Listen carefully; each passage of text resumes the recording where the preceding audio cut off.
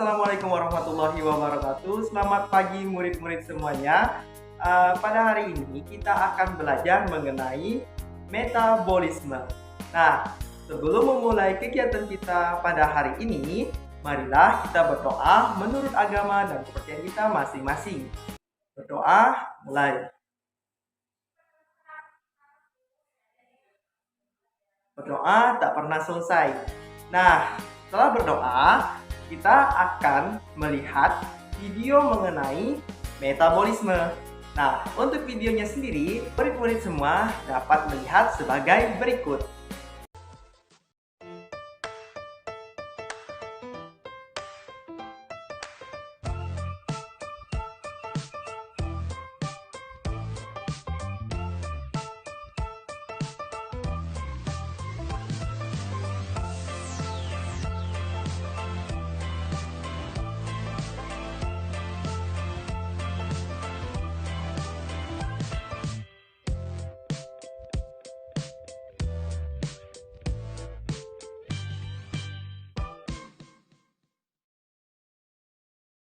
Nah, murid-murid sekalian, tadi kan kita sudah menonton videonya. Jadi, kita akan memasuki sesi penjelasan. Nah, penjelasan yang pertama kali ini, Bapak akan menjelaskan tentang metabolisme pada makhluk hidup, yaitu mengenai pengertiannya.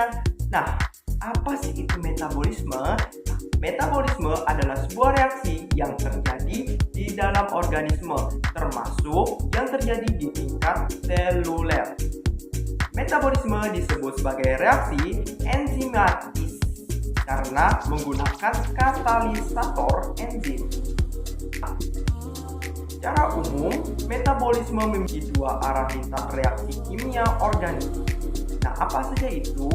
Nah, untuk kedua lintasannya tersebut ada katabolisme dan anabolisme. Baik, kita akan masuk yang pertama dulu. Katabolisme. Katabolisme yaitu reaksi yang mengurangi molekul senyawa organik untuk mendapatkan energi. Contohnya adalah pada saat terjadinya fotosintesis. Nah, yang kedua ada anabolisme, yaitu reaksi yang merangkai senyawa organik dari molekul-molekul tertentu untuk diserap oleh sel tubuh kita. Contohnya reaksi ini yaitu terjadi pada saat proses respirasi yang sedang berlangsung dalam tubuh kita. Nah, murid-murid sekalian, kedua arah lintasan tersebut diperlukan oleh setiap organisme agar dapat bertahan hidup. Arah lintasan metabolisme ditetapkan oleh sebuah senyawa yang dinamakan sebagai hormon dan dikatalisasi atau dalam kurung dipercepat oleh enzim. Nah, seperti itu untuk pengertian metabolisme. Selanjutnya, penjelasan yang akan dilanjutkan oleh Bapak Yodi. Sebelumnya kita sudah mendengarkan penjelasan mengenai materi pengertian dari metabolisme ini sendiri. Nah, selanjutnya siswa dan siswi akan yaitu mengulas materi mengenai proses terjadinya suatu metabolisme. Perlu siswa dan siswi ketahui bahwa proses terjadinya metabolisme ini memiliki beberapa tujuan. Nah, untuk yang pertama yaitu ada konversi makanan menjadi energi, dan tujuan yang kedua yaitu mengkonversi makanan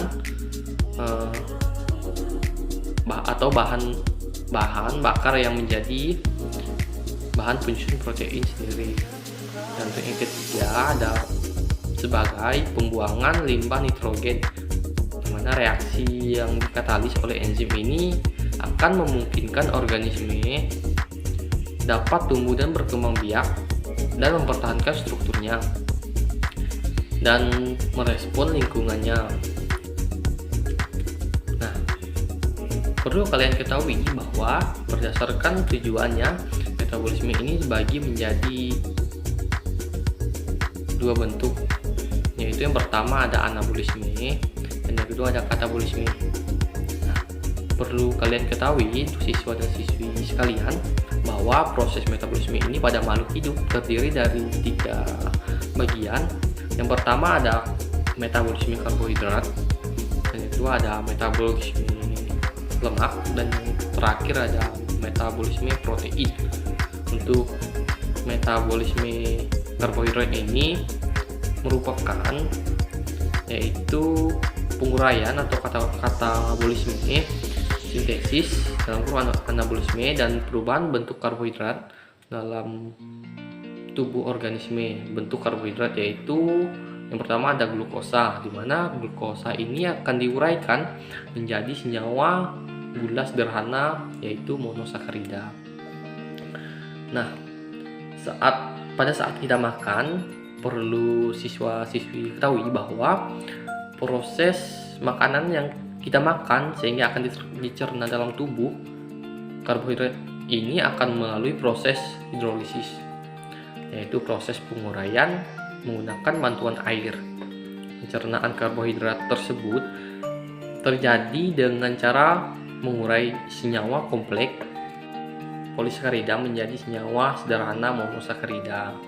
Nah, untuk selanjutnya, ketika makanan kita dikunyah, ketika pas kita makan dikunyah, makanan tersebut akan ditelan dan masuk ke dalam tubuh kita. Nah, makanan tersebut akan tercampur dengan zat yang akan diekskresikan ke lambung, kemudian makanan tersebut akan masuk ke dalam duodenum dan bercampur dengan getah pankreas sendiri. Nah, hasil dari perlu kalian ketahui bahwa hasil dari metabolisme karbohidrat ini adalah senyawa-senyawa gula dalam bentuk fruktosa, gula monosakarida, dan manosa. Senyawa-senyawa ini akan kemudian akan diabsorpsi melalui dinding usus dan akan terbawa oleh hati dan darah. Selanjutnya yaitu ada metabolisme lemak. Nah, apa sih metabolisme lemak ini? Mungkin dari kalian udah pernah mendengar. Metabolisme lemak ini yaitu merupakan proses di mana asam lemak akan dicerna kemudian dipecahkan untuk menghasilkan energi dan disimpan di dalam tubuh sebagai energi.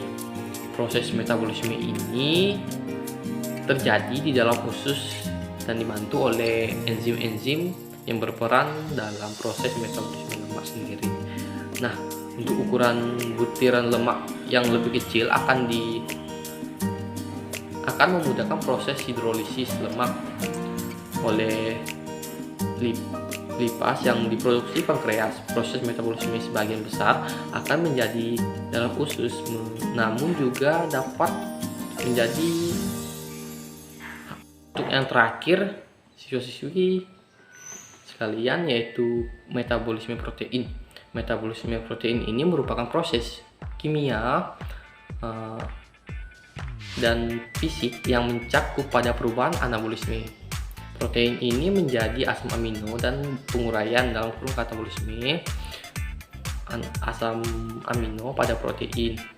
Untuk asam amino ini, siswa-siswi sekalian perlu diketahui bahwa asam amino yang telah tersebar melalui darah ini melalui darah dan mengalir ke dalam seluruh tubuh akan disintesis kembali sehingga menjadi protein, dan